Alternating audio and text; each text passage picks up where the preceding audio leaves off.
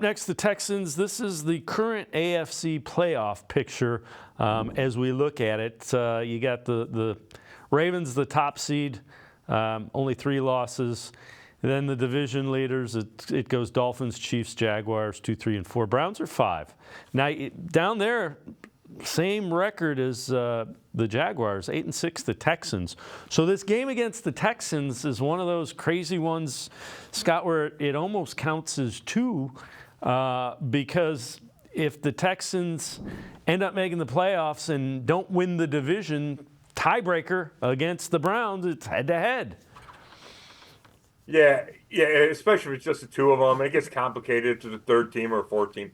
But yeah, it's huge. All these AFC games late in the season, and the Browns finished with 3.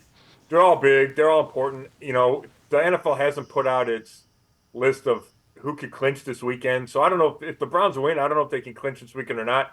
I still think 10 gets them in. However you get to that number 10, but it could affect seeding, right? If it's them and the Texans wind up being tied. So yeah, it's a really important game. It's going to be tough.